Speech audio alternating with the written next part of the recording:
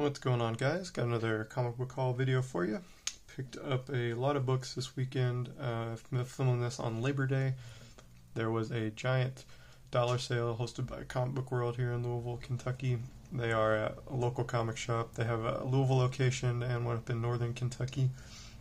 And this weekend was their, like I said, giant dollar sale. They had 330 long boxes, I think they said. And they were all dollar books. They rented out a couple rooms at a hotel over by the fairgrounds here in Louisville. So they just ran the sale from, it was Friday, Saturday, Sunday. I went all 3 days and grabbed a whole bunch of books. So there's going to be 3 videos probably. So we'll start with the first one here. These are all the books that I picked up on Friday, the first day of the sale. I managed to go through, oh gosh, I don't know, maybe 30 long boxes probably, but that was the least amount of time I had spent there, so maybe 20 long boxes, because I went right after work on Friday afternoon, and they were there until 7, so I was there from about 4 to 7, so about 3 hours of digging, so got a lot of good stuff, and I'll just go ahead and get started here. First with this all-new Ghost Rider 4 variant. This is a lowrider variant. You can see up there in the top right corner. It's not a key issue or anything. I just the cover caught my eye and I saw that it was a variant, so I just grabbed it. And it turns out it's a pretty expensive book. The last copy sold for about $70 on eBay, and then there's I think a graded copy, like a 5.0, just sold yesterday or whatever September 1st was. Yesterday or the day before. That was a graded copy, like I said, a 5.0. That was like, I think it was the best offer on a 150, and then the raw copy sold a few weeks ago. That was like $68, I think. So definitely gonna flip this and hopefully just pay for all the other dollar books I bought. So that was pretty cool. Picked up some fun Phil Foglio stuff. This is Buck Godot Zap Gun for Hire #3. This is from, looks like it says 94 there on the bottom, so this is right around the time that he was doing art for Magic the Gathering. That's how I became aware of him, and I was pleasantly surprised when I got back into comics that he's drawn a fair amount of comic books. So picked up #3, #4, and #5. I think this series went for about 10 issues or so. So, and he does the interior art on all these as well, so I was pretty excited to find those. Got a pure 90s book here, this Lady Death. You can see the shiny chromium foil cover, and indeed it is a wraparound, so it's not only chromium, it's embossed as well, so nothing quite says 90s like chromium gimmick covers, so I love that stuff. So this is Lady Death. What is the actual title? I think it's The Crucible #1, so this was like mid-90s, so let's grab that one. Really happy to find this one. This Marvel Comic presents #45. This is the first appearance of Hulk Hogan in comic books. There's a story with him fighting the Incredible Hulk, or wrestling the Incredible Hulk on the inside here. Let's see, there's Mr. Hogan, and there's him wrestling Mr. Fix-It, the gray persona of the Hulk. So I've had my eye out for this one for a while, and they never seem to have it. So I was really excited to finally grab that for $1. Next, I got The Pro. This is the trade paperback of the Garth Ennis story. This is not the first printing. I think it's 4th or 5th. So it's not worth a ton. 4th printing, yeah. The first printing goes for, I don't know, between 20 and $50, I think. And I think this got some heat a while ago. Maybe they were going to adapt it or something, but big Garth Ennis fan, so I was happy to find this. I haven't read it yet. I think it's just a one-shot. It's a square-bound book, so it looks like it's about 60 or 70 pages, so look forward to checking that out. Another variant that caught my eye was this Regular Show #1. It's a 8-bit variant, kind of an homage to Mike Tyson's Punch-Out. I have no idea what the Regular Show is about, I just know it's a cartoon. And this is a Emerald City Comic Con variant. And I picked this one up just because, see on the back here, Emerald City Comic Con. There's another, him getting knocked out, whoever that guy is. So this was on my mind. There's a hot book that came out this week. It was a Mike Tyson Punch-Out variant. I can't remember what it's for, but it was going for quite a bit. So I saw this, and that reminded me of it. And I looked it up on eBay real quick, and it was going for, I think there's one listed on there for about $50, $50 or $60. I can't remember if there's any recent sold copies or anything, but I'm definitely going to try to sell this again, just to pay for all the fun dollar books I got. Next, this is Satanica issue 18. It's an anniversary issue, just a Dave Stevens cover. That's the only reason I grabbed that. It's got some very interesting Simon Bisley art on the inside, written by Glenn Danzig. So it's very adult oriented and kind of messed up, but it's a Dave Stevens cover I didn't have, so that's why I grabbed that. Got this Scratch 9 Cat of Nine Worlds #1 variant. Never heard or seen this before, but it's a Kevin Eastman cover. He's got that very distinctive art style, so that's what caught my eye. And sure enough, you can see his signature right there, Mr. Eastman. This is from 2014, I guess, so this is a fun pickup. Got a couple of Starship Troopers books here. These are from 2006, it looks like, so about 10 years after the movie came out. It's not a adaptation of the movie, but just a new series, I guess. So there's #1 and #3. I'd never seen those before. The covers are pretty glossy paper, so that's kind of cool. Picked up a couple Superman books. Got #75, of course, Death of Superman. This is the second print newsstand. I hadn't had that one yet, so I'm still on the lookout for the original first print of the blacked bag version. I don't have that, but I have this unbagged version of #75, and I don't know, at one point somebody was trying to get, they said it was the platinum variant. Can't spell platinum, so I shouldn't have expected this to be actually what it was. And somebody was charging $300 for it. But again, like I said, this was only $1. Here, I open it up. See on the front, I was looking it up on eBay. The actual platinum version, these parts are blank with the dates, and then on the back here, it's like the back of a gravestone, and then it's numbered out of 5,000, I think, or something. So that is not what this is. But this one came with the armband and the other fun stuff that came with just the regular version of 75. So I think this is my second copy of the unbagged version, but I took a chance on that it was the platinum edition, but of course it wasn't. That one actually goes for quite a bit more, especially still bagged. It's instead of the red S, it's a platinum S, or silver platinum S, hence the platinum edition. I grabbed Supreme 67. I believe this is the first appearance of Omni-Man. His first cameo might be in 66, but I think this is the first full appearance Omni-Man from the Invincible series, so grabbed that. Really excited that I saw this, Tank Girl #1. This is her first solo series. It's not in great shape. It's got some spine ticks and some wear on the corners there, but still just a fun indie book from the 90s that I never had before, so I was happy to grab that.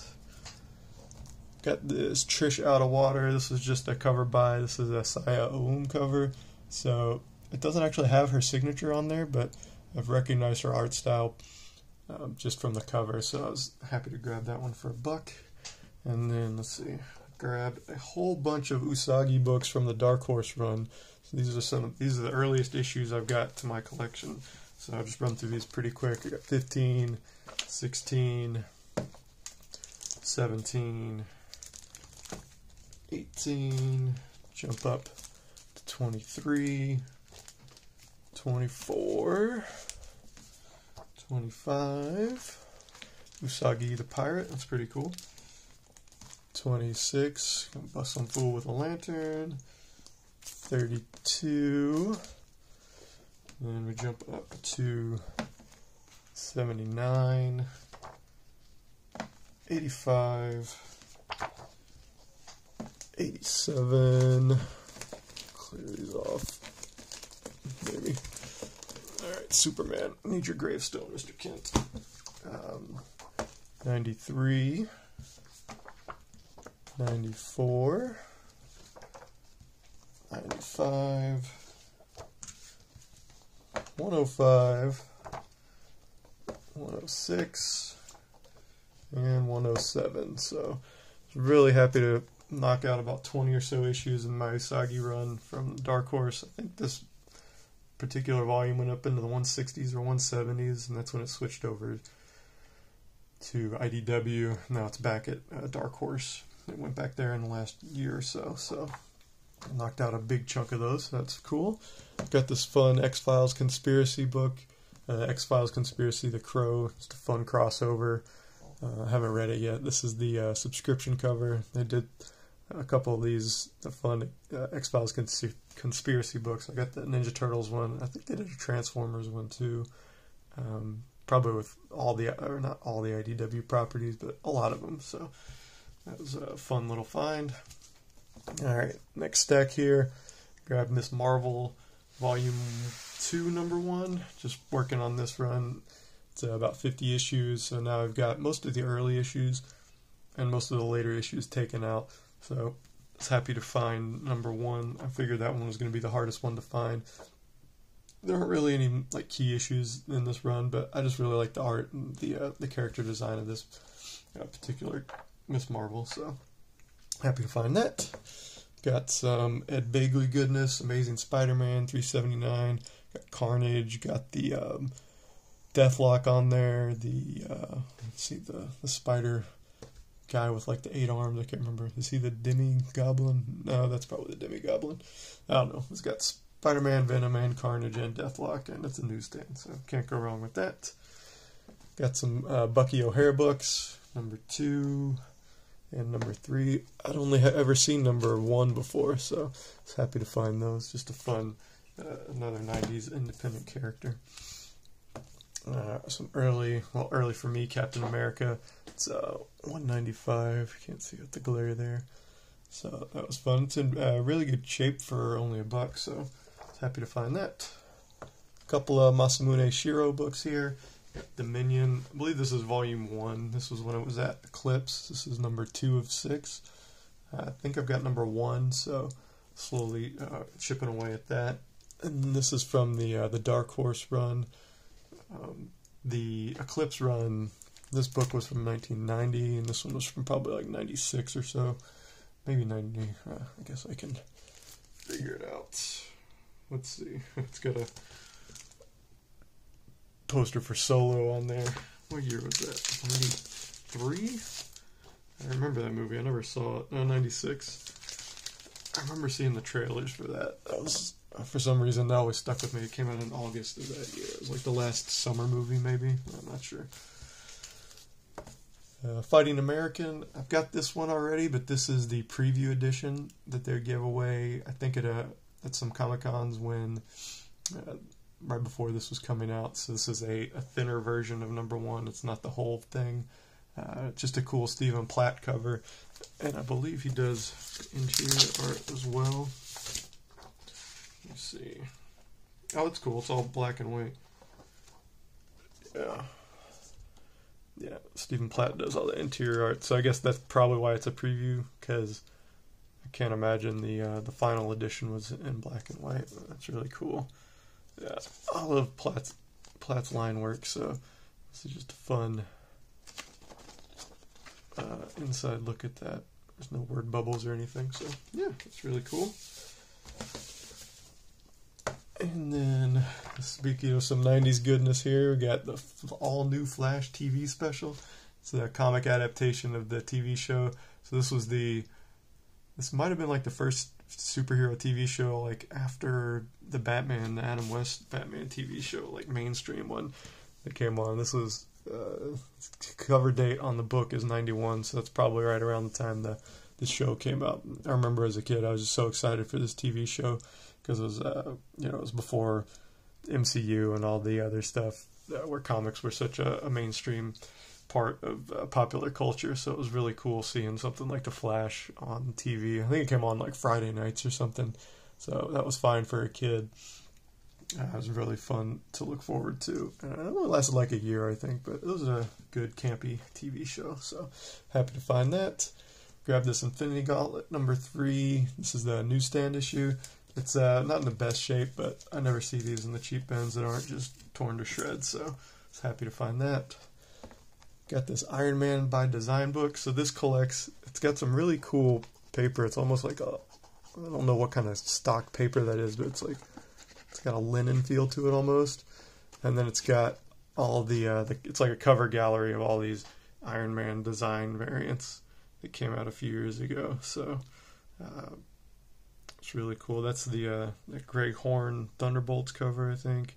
And then that's a Punisher one with the car. I really like that one. It's kind of like the Art Deco one. I think that's a Dell'Otto. Let's see, that's an Adi Granov, I think. That one's really cool. That one looks like the original Iron Man armor. So yeah, so you got the cover gallery on the back, and then in the book itself, it just talks about Ancient Rome. Yeah, it is Dell'Otto. It's got the different covers, the different artists, and then a little bit of their inspiration for them. So it's really cool. Cheaper than finding all those the variants, but I'll keep an eye out for the ones that I like for sure. Got a couple Masters of the Universe books here, number 3 and number 4 from the Image run from the early 2000s. Got a Mech Cadet U number 1. This is some variant. I know this book heated up for a while. So I just grabbed this one because I knew it wasn't the main cover. I can't find out if it's like a 1 in 10 or 1 in 15. It says like unlocked retailer incentive on the back, so I'm not sure if that's what the number for the ratio is on that, or if there is one. But once this picks up heat again, I'll try to flip this one for like 10 or 20 bucks, something like that. And then last little stack here, got Piers Anthony's Incarnations of Immortality on a Pale Horse, number 5. Grabbed this one. This was a fantasy book that I read in the early 90s when I was a kid that I really enjoyed. And the adaptation of this, the first few issues were done by Mike Okamoto. He's got that painted style of art that I really like the Hildebrands and Alex Ross. So that's why I grabbed those. He does not do any of the art on this, but this is book 5 of 6, so I think he did the art on the first 4. So I'm going to have to grab all 6 of them now just to complete the set. Got a couple of Robin issues. Just picked these up because Freddie Williams does the interior art and does the covers as well. These are from 2008, so it's pretty early in his run. 177, 178, and 179. Speaking of Alex Ross, Rocketeer Adventures number 1. This is a series from 2011, just kind of an anthology, some short stories in the Rocketeer universe. This was a few years after Dave Stevens had passed away, so they were trying to keep it in the zeitgeist, I guess. But this is a cool Alex Ross cover, and there's a Mike Mignola pinup on the inside as well, so that's pretty cool. Some Thundercats books here, number 3 of the Wildstorm run, cool Joe Madureira cover. And number 4, not sure who did that cover, but Mumra looking very intimidating. And Thundercats, this is a mini-series, Enemy's Pride, number 1. So, always happy to find Thundercats books, as well as the Transformers and the G.I. Joe books.